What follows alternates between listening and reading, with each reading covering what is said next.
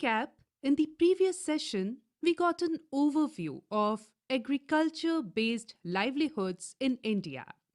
In this session, we will try to understand the role of collectives in addressing the various issues of smallholder farmers. This is wonderful, Sarla. I am looking forward. Vinod, what is your understanding about the role of collectives for farmers? I think that at individual levels, farmers find it difficult to get benefits.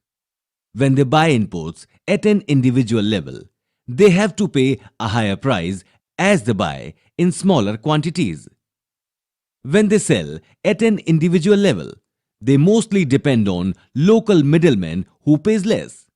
Hence, collectives can effectively address these problems. Here are four case examples. Let's go through them one by one and try to find solutions to the problems of smallholder farmers. Vinod, can you read the first case? Okay, Sarla. Sure. Madanur is a cluster of 10 villages in Andhra Pradesh, where around 4,000 small and marginal farmers cultivate a variety of vegetables such as brinjal, tomato, onion, cabbage, chili, okra, radish, and cluster beans in about 2,850 acres of land. Farmers individually sell their produce in the nearest markets. One NGO in the local area found that farmers are getting lesser price for their produce and started to work for better price realization. The farmers were happy with this idea. When the NGO approached the supermarkets in the nearest towns, they were happy to buy the produce but on three important conditions, including that the vegetables must be graded. The vegetables must be supplied in minimum quantum of 1600 to 2800 kg for every 3 days. And the supermarket van will pick up the produce from one point in village where the entire quantum should be ready. The van would not make door-to-door visits to collect the produce. Can you analyze the situation and suggest suitable measures to make this solution work? Firstly, the NGO should firstly mobilize farmers and motivate them to form a collective. Secondly, it should promote a system of collective procurement, grading, packaging, and marketing. And lastly, it should strengthen the farmers' capabilities as a collective. Absolutely.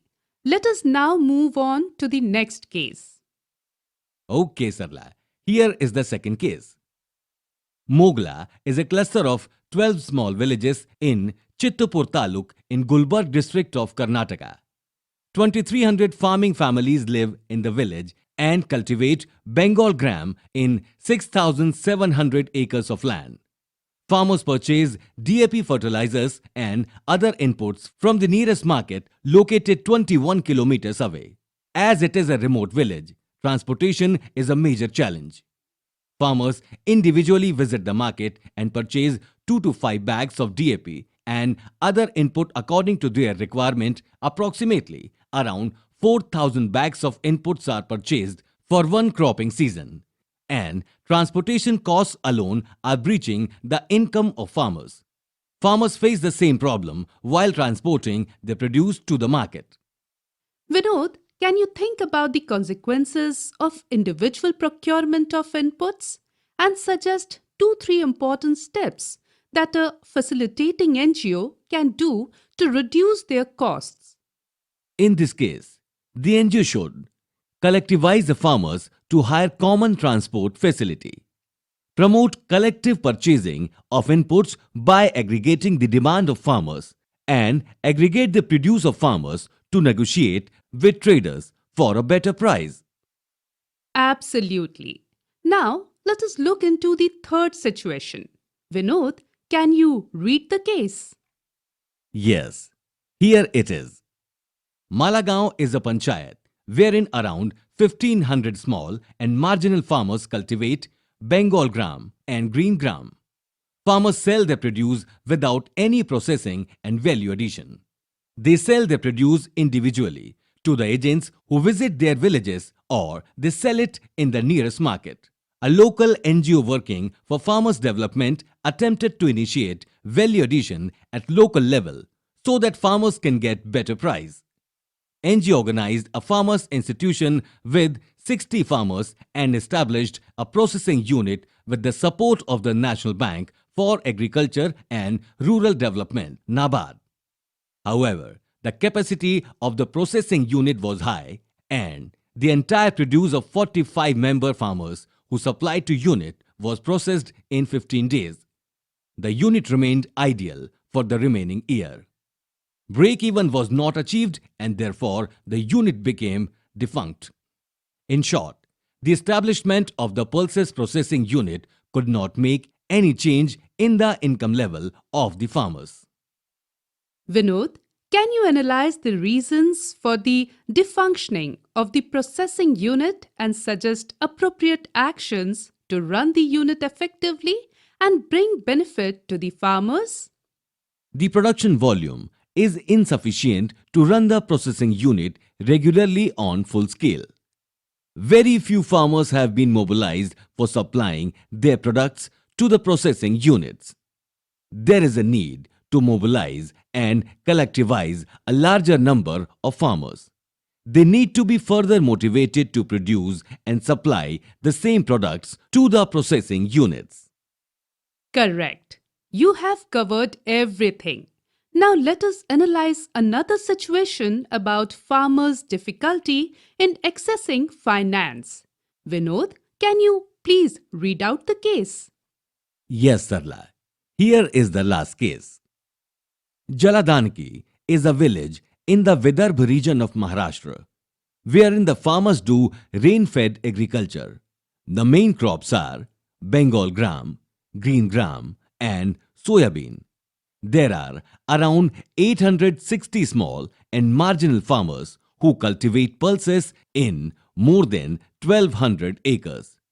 Due to large number of loan defaulters in the village, the bank has stopped giving loans to the farmers from the village. As rain-fed agriculture is the major source of livelihood, the farmers depend on money lenders for investment. High interest rates on investments always reduce the profits of the farming communities. How do you analyze the situation and explain the possible solutions in this case? Sarla, I would say that the farmers are dependent on money lenders to access loans for agricultural investment purposes.